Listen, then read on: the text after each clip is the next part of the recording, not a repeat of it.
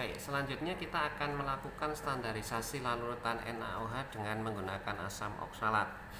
Ada 3 langkah besar yang perlu kita lakukan. Yang pertama, mengambil 10 ml asam oksalat, kemudian ditambah 2 atau 3 tetes indikator PP, kemudian dititrasi dengan NaOH sampai warnanya berubah menjadi merah muda.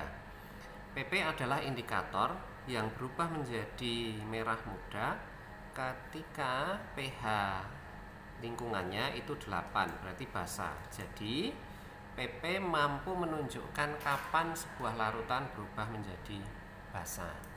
Baik, untuk mempermudah langkah, maka yang pertama kita lakukan adalah mengisi buret dulu dengan NaOH.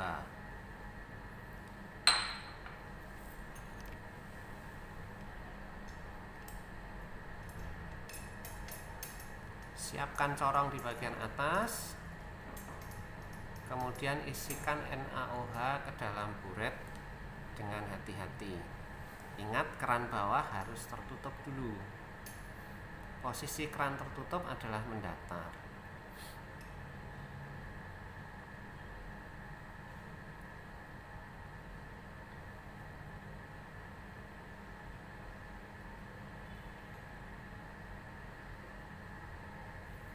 Anda bisa mengisikan sampai skala 0 atau tidak mengisikan sampai skala 0 pun tidak masalah. Yang penting skala awal dan skala akhirnya nanti dicatat. Selanjutnya, keran dibuka supaya bagian bawah keran itu terisi dengan larutan NaOH. Kalau sudah ditutup, nah kita sudah siap melakukan titrasi. Nah, setelah dilakukan pengisian buret, maka langkah berikutnya adalah mengisi Erlenmeyer dengan asam oksalat C2H2O4 10 ml. Ambil pipet ukur atau pipet gondok 10 ml, kemudian siapkan pompa penghisapnya. Kita ambil 10 ml sampai tanda skala 0. Kalau sudah pas, sudah tepat sampai di skala 0, maka kita bisa menuangkannya ke dalam Erlenmeyer-nya.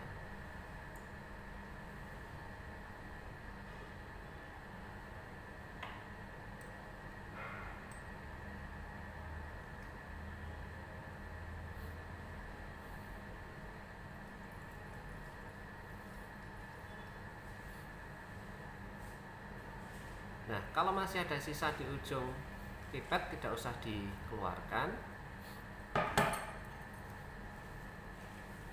Kita sudah siapkan oksalat 10 ml, kemudian kita tambah indikator PP 2 atau 3 tetes.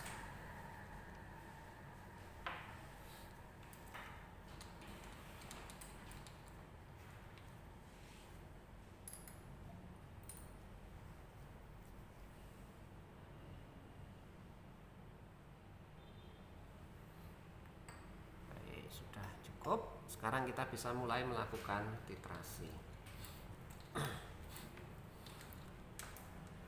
Baik, titrasi dilakukan dalam posisi duduk supaya si pelaku atau orang yang menjalankan titrasi itu berada dalam keadaan nyaman.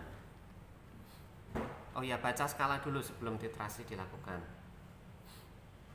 Kemudian ditulis di lembar catatan kalian nanti. Berapa? 17,5. Baik, skala yang terbaca adalah 17,5. Silahkan dicatat dulu. Itu ditulis sebagai skala awal. Kemudian titrasi kita lakukan.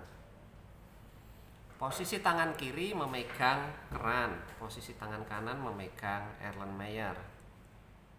Keran dibuka pelan-pelan sambil Erlenmeyer-nya digoyang-goyang supaya terjadi reaksi lebih cepat.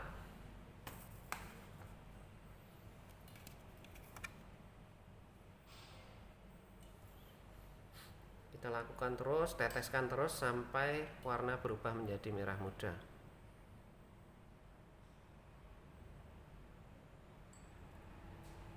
Kalau sudah muncul warna merah muda, keran ditutup kemudian digoyang. Kalau warna merah mudanya masih hilang, berarti masih perlu ditetesi dengan NaOH lagi.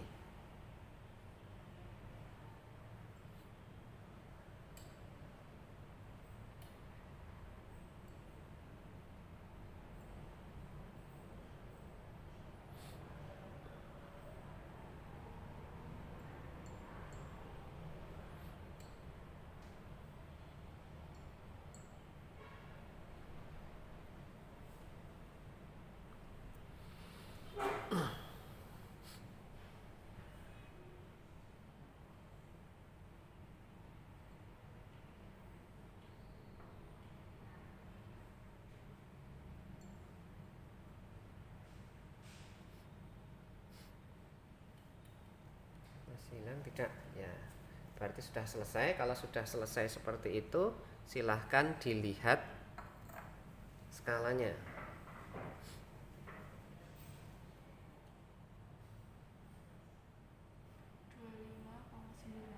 25,9. Baik.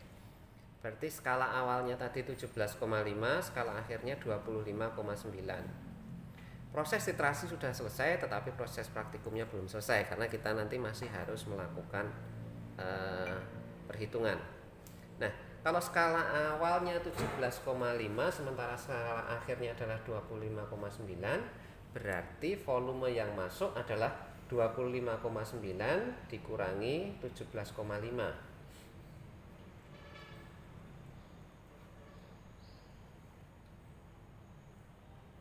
7,4. Ya, 7,4. 8,4. Ya, 8,4. Jadi volume yang masuk ke dalam Erlenmeyer tadi adalah 8,4 ml. Itulah nanti yang akan kita gunakan sebagai bahan untuk melakukan perhitungan normalitas.